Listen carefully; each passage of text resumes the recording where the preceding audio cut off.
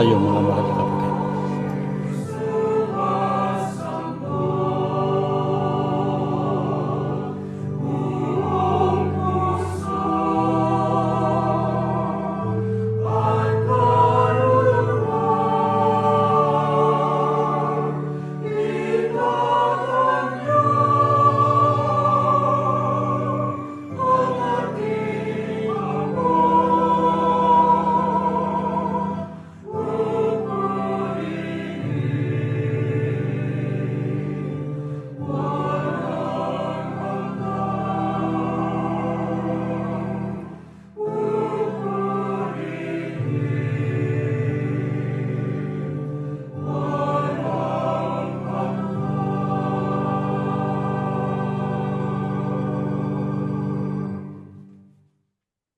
Manamin Diyos, salamat po ng marami, Ama.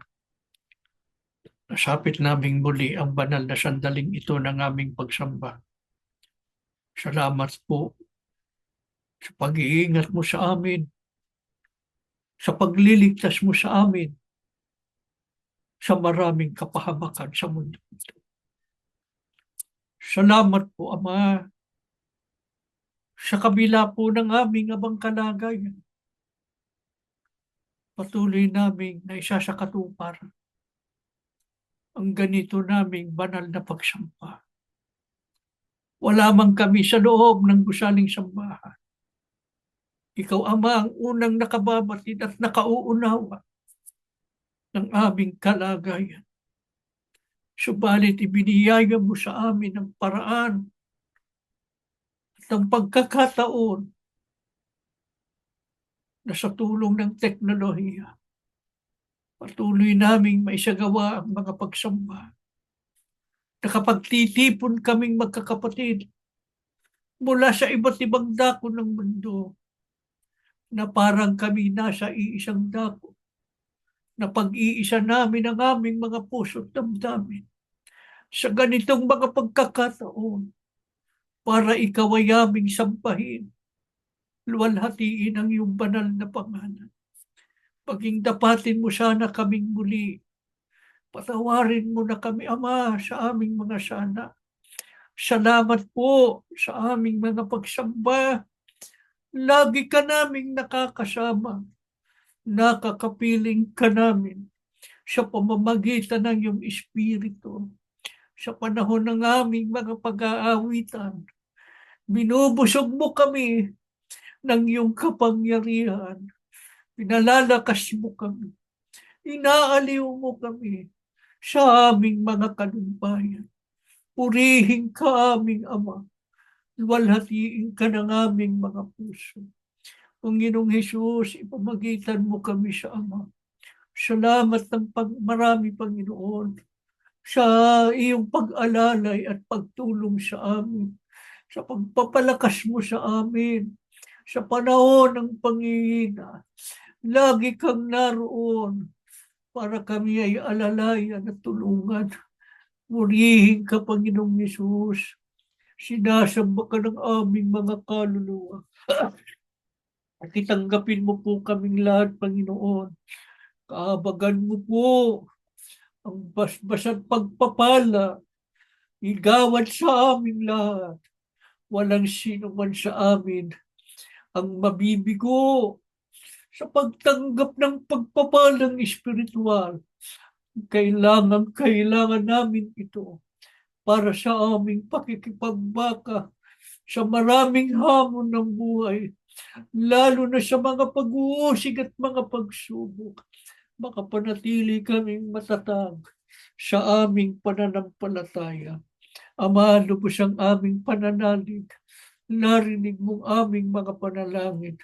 Mamalagi kaming nakaugnay sa diwa't layunin ng pagsusugo mo sa mga huling araw.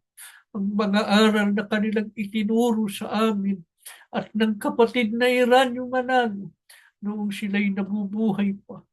Lagi naming sinasariwa sa ganitong mga pagsamba. Kaya maawa ka po. Pakihandang lubos ang aming mga puso para patuloy na maging gabay at tanglaw namin sa mga aral mo sa tataguyod ng aming kahalalan, makarating kaming lahat sa kaligtasan iyong ipinangako. Magalang po naming inihiling ang lahat sa pangalan po ng aming Panginoong Hesus Kristo. Amen.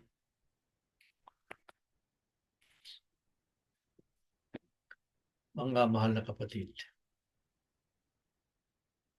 marami pong mga tao, lalo na ang mga kababayan nating mga Katoliko at mga Protestante, akala nila mula pa sa pasimula, ang mga tunay na Kristiyano ay naniniwala na si Kristo ay Diyos.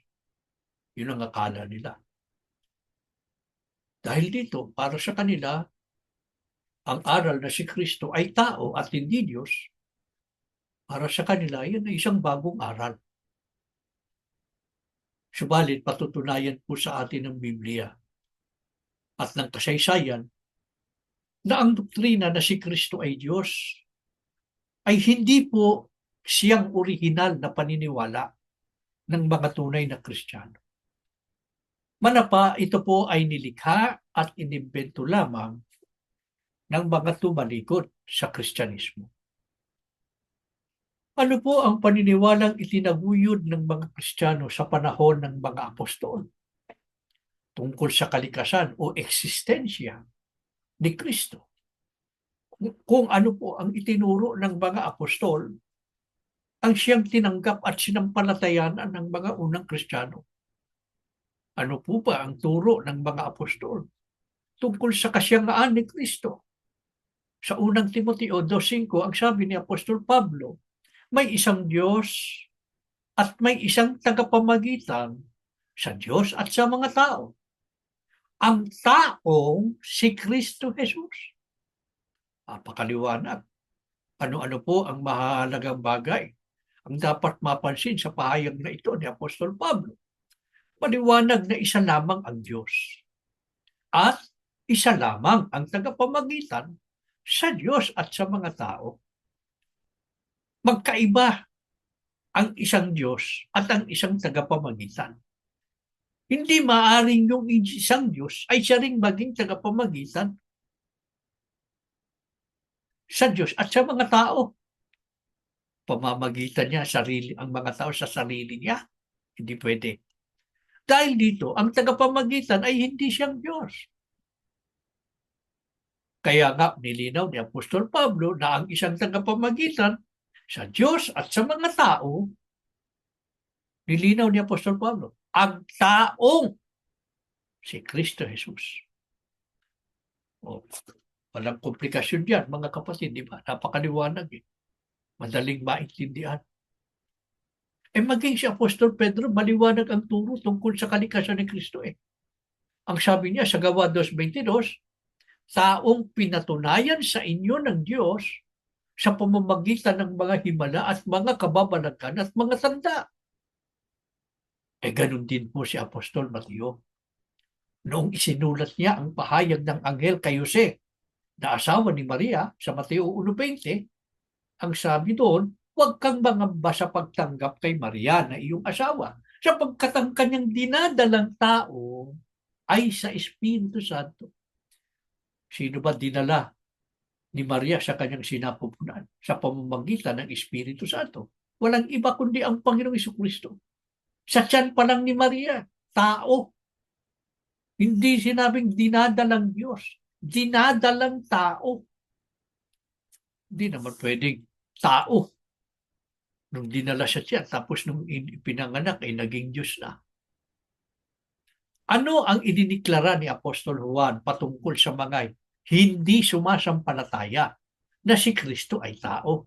Kalawang Juan 1:7, sabi ni Apostol Juan, ayaw nilang kilalanin na si Jesucristo ay dumating bilang tao. Ang ganoong tao ay mandaraya at kaaway ni Kristo. Sino yung mandaraya at kaaway ni Kristo? Yung ayaw kilalanin na si Kristo ay dumating bilang tao. Sa mga tuwid, hindi sila tunay na Kristiyano. Ano ay kinakatwiran ng mga nagtuturo na si Kristo daw ay Diyos? Sinasabi nila, si Kristo daw ay tao nung bumaba sa lupa. Subalit bago pa daw siya bumaba sa lupa, ay existido na siya. O mayroon na siyang eksistensya o pre-existence doon sa langit. Sa madaling salita daw, si Kristo ay Diyos na nagkatawang tao. Ito ang tinatawag nilang ang pagkakatawang tao ng Diyos Anak. Kaya itanong natin, batay sa kasaysayan, ang mga unang Kristiyano ba ay nagtaguyod ng doktrina tungkol sa pre-existence ni Kristo at pagkakatawang tao ng Diyos Anak? Ulitin ko yung tanong, mga kapatid, batay sa kasaysayan, ang mga unang Kristiyano, sila ba ay nagtaguyod ng doktrina tungkol sa pre-existence ni Kristo at pagkakatawang tao ng Diyos Anak? Ayon sa aklat na The Young Church, ito isang aklat ng Iglesia Katolika. Ang sabi, we read the Gospels and the book of Acts in the light of our understanding of the pre-existence and the incarnation of God the Son. However, the early Christians, mga unang Kristiyano, had no such concepts in their minds.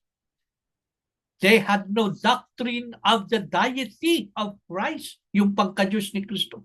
Wala silang doktrinang ganon, by which they might interpret Jesus.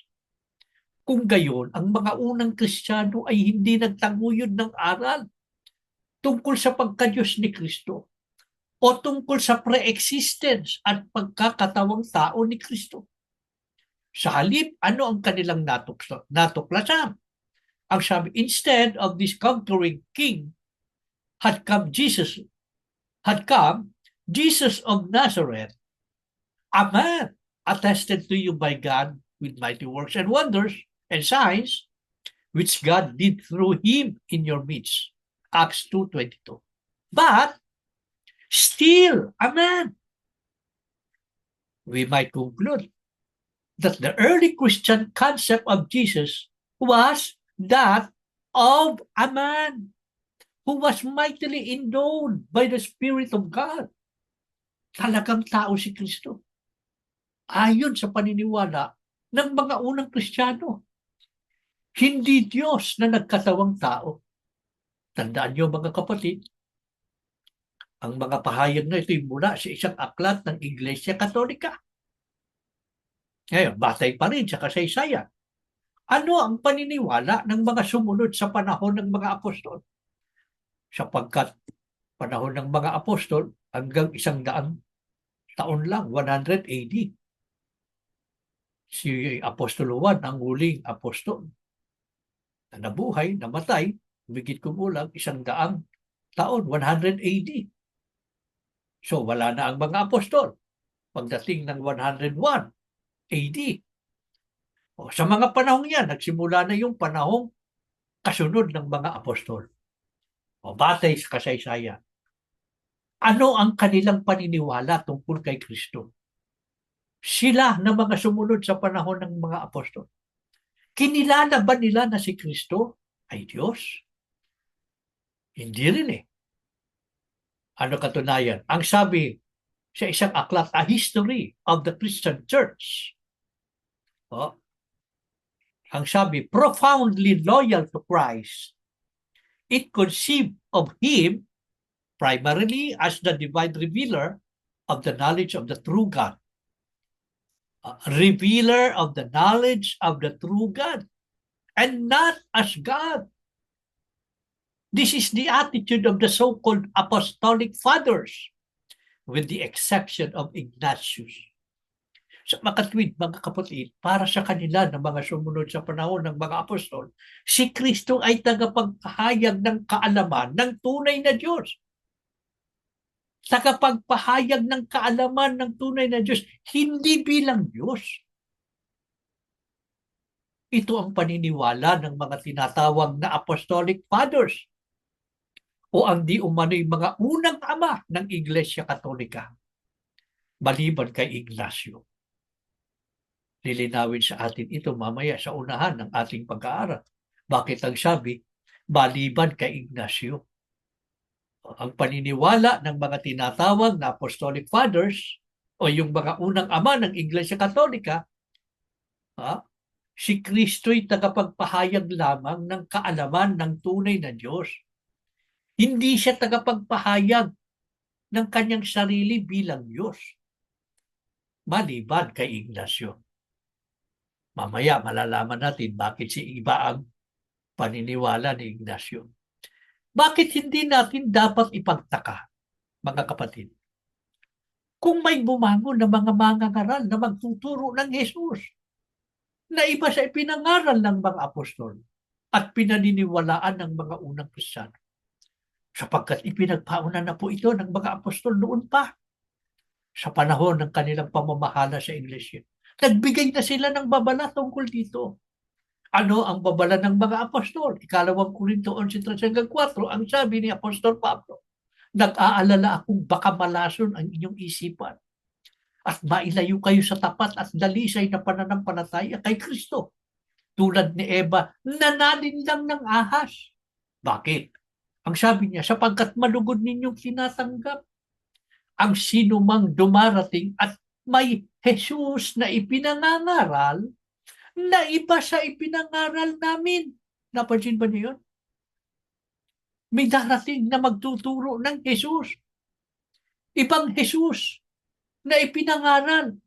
Ipinangangaral nila. Iba sa ipinangaral ng mga apostol. Bakit iba? Sino bang Jesus na itinuro ng mga apostol? Jesus na tao sa kalagayan. O isa-isa sa atin kanina yan. Sinabi ni Apostol Pablo, sinabi ni Apostol Pedro, sinabi ni Apostol Mateo, si Kristo ay tao. Subalit merong darating na magdaraya na ang ituturo ay ibang Jesus. Sapagkat hindi na tao sa kaligtasan, kundi Diyos na. Kaya iba eh. Ano ang mahalagang maunawaan natin sa puntong ito ng ating pag-aaral, mga kapatid? Ang Biblia at ang kasaysayan ng Iglesia ay nagpapatunay na ang orihinal na paniniwala ng mga tunay na Kristiyano ay tao si Kristo, hindi Diyos. Ayon sa kasaysayan, paano nagsimula ang paniniwala na si Kristo ay Diyos at naging doktrina ng mga tumalikod sa Kristyanismo? Ayon sa isang aklat na Systematic Theology, ito po isa pa rin aklat ng Iglesia Katolika. Ang sabi po sa pahina 305, the earliest time known at which Jesus was deified, ginawang Diyos, was after the New Testament writers in the letters of Ignatius at the beginning of the 2nd century. Batay sa tradisyong Katoliko, taong 110 AD. Kaya kung mga kapatid, binigyang diin kanina, si Apostol Juan, siya yung huling apostol na nabuhay, namatay siya 180. Pagkatapos ng panahon ng mga apostol, 110 AD, 10 taon lang, nagsimula na ang pagtuturo na si Kristo ay Diyos. The earliest time known at which Jesus was deified was after the New Testament writers. Si Apostol Juan yung huli, yung Apokalipsis na kanyang isinulat. In the letters of Ignatius, napansin niyo? Kaya binigyang diin ko rin kanina, yung si Ignacio, bakit siya lang? Yung panahon pagkatapos ng mga apostol, ang paniniwala ng lahat, si Kristo'y tao, maliban kay Ignacio. Kaya pala, si Ignacio kasi yung nagturo, 110 AD pa lang. Si Ignacio ang unang nagturo tungkol sa pagka-Diyos daw ni Kristo. Ano ang dapat makapatawag pansin dito? Tapos na ang Biblia. Kasi 100, wala na ang mga apostol. 180. So tapos na ang Biblia. Ang huling aklat ng Biblia ay Apokalipsis. Yun yung si Apostol Juan. Kaya hindi kataka-taka na sa Biblia, wala tayong mababasa na si Kristo ay Diyos. Sapagkat ang pagtuturong ito ay umira lamang o nagsimula lamang pagkamatay ng mga apostol. Sa makatwid, walang kinalaman ang mga apostol sa hinwang aral na si Kristo daw ay Diyos. Nung pasimulang ipangaral ng mga mandaraya ang pagka-Diyos ni Kristo, tinanggap ba ito kaagad ng mga Kristiyano? At lumaganap ba ito kaagad? Hindi. Ang sabi naman sa isang aklat, A History of God, this did not happen immediately, as we shall see. The doctrine that Jesus had been God in human form was not finalized until the 4th century. The development of Christian belief in the incarnation was a gradual, complex process.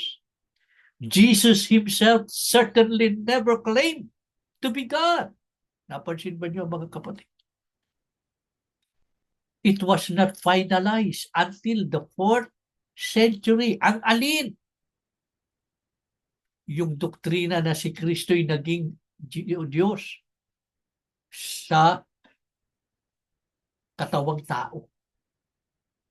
Lumipas pa ang humigit kumilang 300 taon, 300 years. 3 siglo pagkamatay ng mga apostol. Saka lamang naging doktrina na si Kristo ay Diyos. Mahaba proseso. Maraming pag-aakuan yan. Sino ang umimbento o lumikha ng doktrina na si Kristo ay Diyos na nagkatawang tao? Ang sabi naman sa isang aklat, the metaphor of God, a metaphor of God incarnate. Christology in a pluralistic age. Jesus himself did not teach that he was God incarnate. Pansinin nyo, Jesus himself did not teach that he was God incarnate. Hindi Diyos na nagkatawang tao. And that this momentous idea is a creation of the Catholic Church. Nilikha o inimbento lamang ito ng Iglesia Katolika. Paano inimbento o nilikha ng Iglesia Katolika ang doktrina ng pagka-Diyos ni Kristo? Ang sabi naman ng isang paring Katoliko na sumulat ng aklat Discourses on the Apostles' Creed, it was not until 325 AD at the Council of Nicaea that the Catholic Church defined for us that it was an article of faith that Jesus is truly God. Sa makatwid, mga kapatid, sa konsilyo ng Nicea taong 325 AD, nang mabuo at ipasya ng Iglesia Katolika na opisyal na doktrina na si Kristo ay tunay na Diyos. Isipin ninyo, mga kapatid, napakahabang panahon. Mula 110 AD, nagsimula ni Ignacio ang pagtuturo na si Kristo ay Diyos. Subalit hindi ito karakarakang tinanggap ng mga Kristiyano sapagkat hindi nila ito matanggap sapagkat malinaw ang turo ni Kristo mismo at ng mga apostol na si Kristo ay tao. Pagkatapos wala na ang mga apostol, biglang lilitaw ang pagtuturo na si Kristo ay Diyos. Ang lumaban ang maraming Kristiyano. Ang totoo, nagkaroon pa ng maraming pagtatalo sa pagitan ng mga leader noon sa Iglesia. Hanggang sa ito'y naging opisyal na aral sa loob ng Iglesyang tumalikod sa tunay na Kristyanismo. Pagkalipas ng mahigit na 300 taon, noong 325 AD. Tingnan niyo mga kapatid, napakahabang panahon. Ano lamang ang pinatutunayan ng mga pangyayaring ito? Ang orihinal na paniniwala ng mga unang Kristiyano tungkol kay Kristo ay tao, hindi Diyos. Bakit po hindi tayo kailanman maaring umayon sa pagtuturo na si Kristo ay Diyos? Kahit pa ang maraming tao ay magalit sa atin at tayo ay tuligsain. Sapagkat hindi natin maaring salungatin ang mga katotohanang nakasulat sa Biblia. Ano-ano ang mga katotohanang nakasulat sa Biblia? Nasasalungatin ang pagtuturo na si Kristo ay Diyos. Una, ang pagtuturo mismo ni Kristo. Ano ba ang deklarasyon niya tungkol sa kanyang likas na kalagayan? Sa Juan 8:40, ang sabi niya, pinagsisikapan ninyo akong patayin na taong sa inyo'y nagsaysay ng katotohanan na aking narinig sa Diyos. Alin ba yung katotohanan narinig niya sa Diyos na siya'y tao? Ano ang dapat makatawag pansin sa pahayag na ito ng Panginoong Jesucristo? Hindi lamang ipinakilala niya ang kanyang sarili na siya'y tao at hindi Diyos, kundi ipinakita pa niya ang pagkakaiba niya sa Diyos. Ano ang pagkakaiba niya sa Diyos?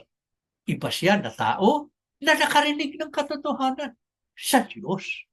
Kaysa sa Diyos na kinaringgan niya ng katotohanan. Sino ang dapat paniwalaan? Kung ang pinag-uusapan ay ang likas na kalagayan ni Kristo, walang iba kundi si Kristo mismo. Mas marunong pa ba sila kay Kristo na may-ari ng katawang siyang pinagtatalunan? Ang problema sa marami, mas pinaniniwalaan pa nila ang mga opinyon o mga interpretasyon ng ibang tao kaysa katotohanang itinuturo ng Biblia. Kahit sabihin pag sila'y mga dalubhasa sa Biblia. Ano pang katotohanang nakasulat sa Biblia ang kokontrahin ng pagtuturong si Kristo ay Diyos? Ikalawa ang katotohanang itinuro noon pa ni Propeta Malakias. Ang sabi niya sa Malakias 2:10, wala baga tayong lahat na isang Ama? Hindi baga isang Diyos ang lumalang sa atin? Malinaw ang pahayag na ito ni Propeta Malakias. Ang nag-iisang Diyos ay ang nag-iisang Ama ng lahat. Pwede bang si Kristo ang tinutukoy dito ni Malakias? Na nag-iisang Diyos at nag-iisang Ama ng lahat? Hindi. Bakit? Bakit hindi maaring si Kristo ang tinutukoy ni Propeta Malakias? Na iisang Diyos at iisang Ama ng lahat. Sapagkat hindi kailanman naging Ama si Kristo. Ang Diyos mismo ang nagsabi, ito ang sinisinta kong anak. Mateo 17:5. Ang Diyos mismo ang nagsabi, ito ang sinisinta kong anak na siya kong kinalulugdan. Siya ang inyong pakinggan. Si Kristo ay anak. Hindi siya naging ama. Walang naging anak si Kristo. Kailan ba magiging ama ang isang tao? Pag nagkaroon ng anak. Di ba? Si Kristo hindi naging ama. Ang Diyos mismo ang nagpahayag. Ito ang sinisinta kong anak. Bakit kung sino-sinong pinakikinggan ng maraming tao? Gayong malinaw ang utos ng Diyos Siya, si Kristo, ang inyong pakinggan. Ang sabi ni Kristo, taong nagsasaysay sa inyo ng katotohanan. Higit sa lahat na unang dapat pakinggan ay walang iba kundi ang Diyos. Ano ang pagpapakilala niya kay Kristo? Ito ang sinisinta kong anak. Sa pagkatwid, mga kapatid, ang doktrina sa pagka-Diyos ni Kristo ay hindi lamang wala sa Biblia, kundi lapag pa o salungat pa sa itinuturo ng Biblia. Dahil dito, hindi natin dapat tanggapin ang doktrinang ito kahit pa sila'y magalit sa atin. Kaya hindi si Kristo ang kinikilala o kinilala ng mga unang Kristiyano na Diyos.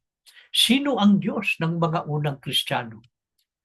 Unang Korinto 8:6, ang sabi ni Apostol Pablo, sa ganang atin ay may isang Diyos lamang, ang Ama, na buhat sa Kanya ang lahat ng mga bagay. Ano katumbas ng pahayag na ito ni Apostol Pablo? Sa ganang atin. Ang kausap niya yung mga Kristiyano. Sa ganang mga tunay na Kristiyano. May isang Diyos lamang ang Ama na lumikha ng lahat ng bagay. Sa ganang mga Kristiyano kasi sa ganang iba.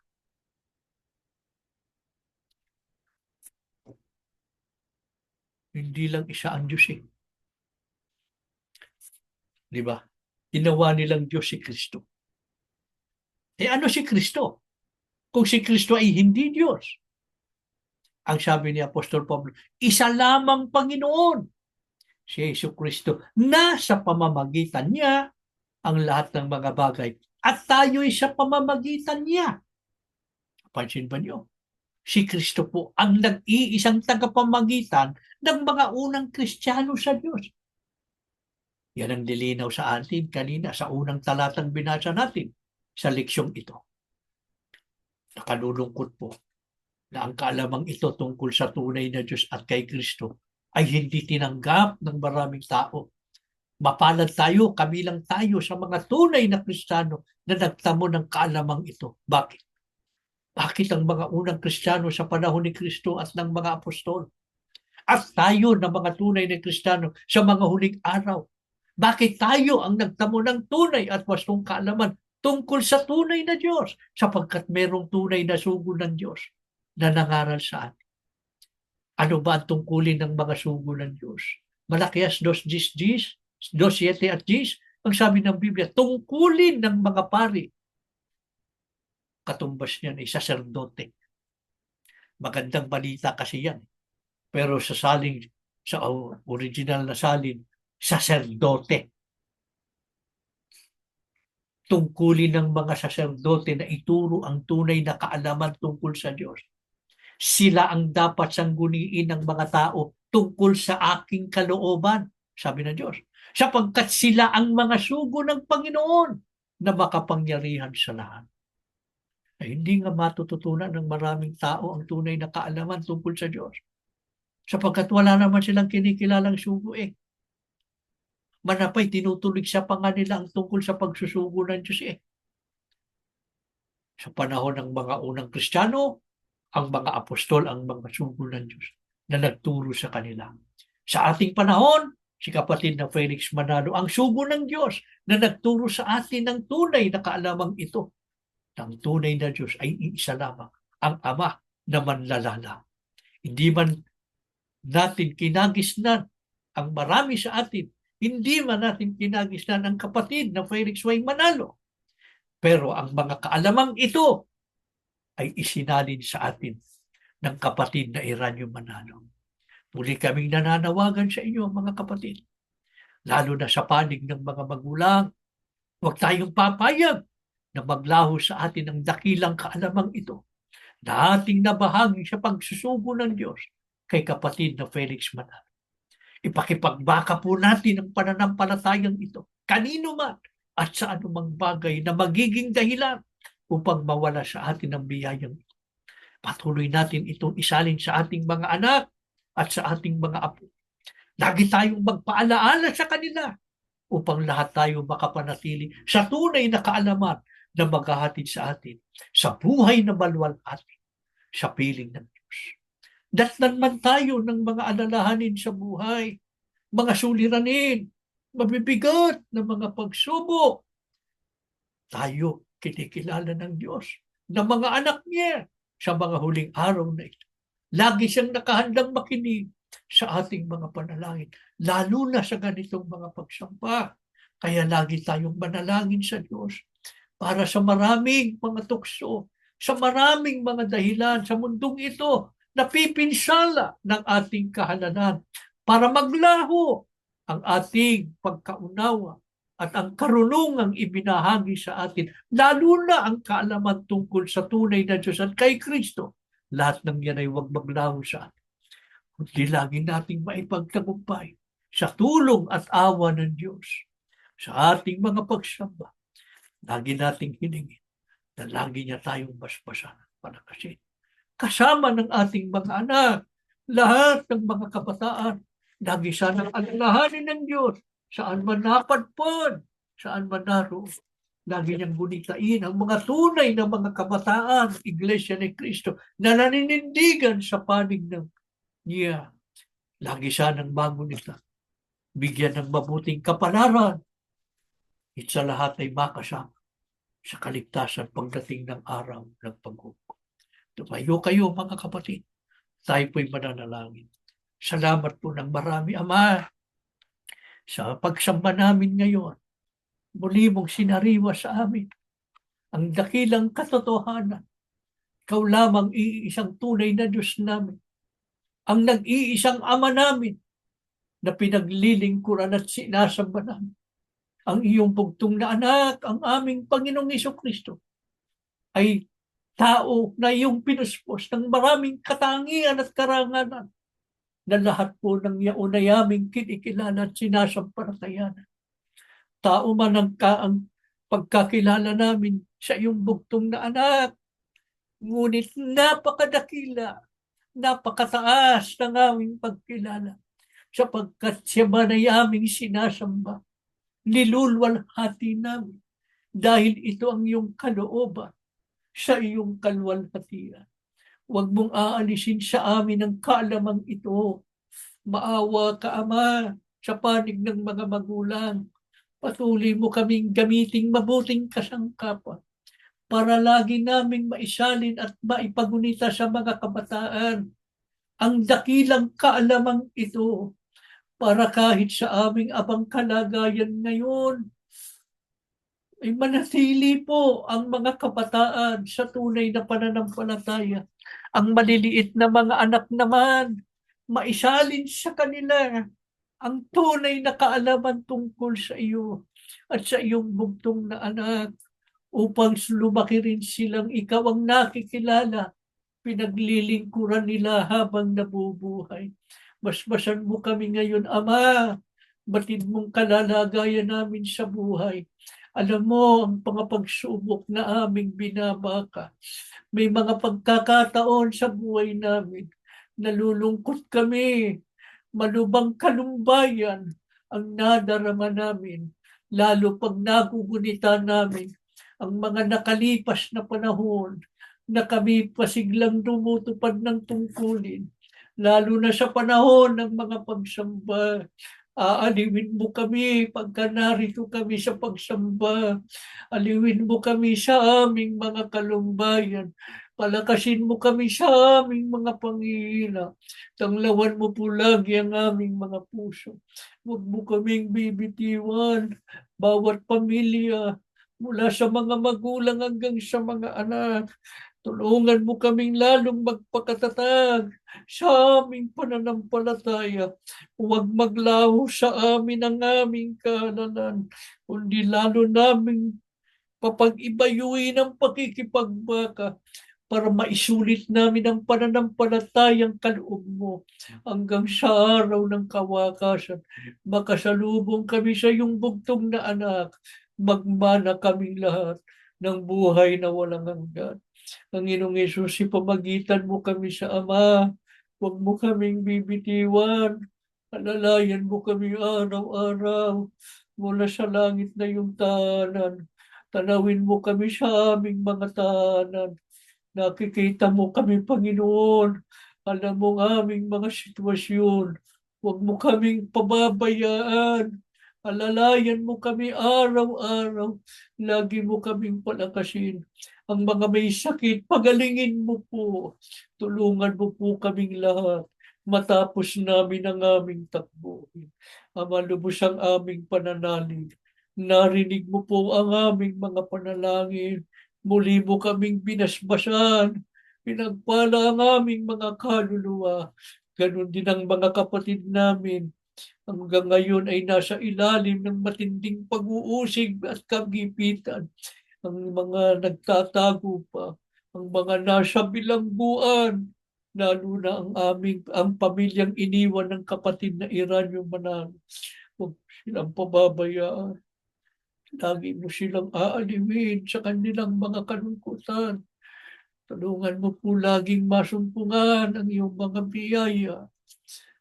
Ang mga kapatid naming nasa pulungan, tulungan mong makalaya na po ang kapatid na Tenny pagkakalingin sa kanyang karamdaman. Maawa ka pong laging ibasbas ang buhay at lakas. Nananalig kaming lubos, Ama, sa pagsambang ito, nakapagdulot kami sa iyo ng kalwalhatiang marapat sa iyong pangalan.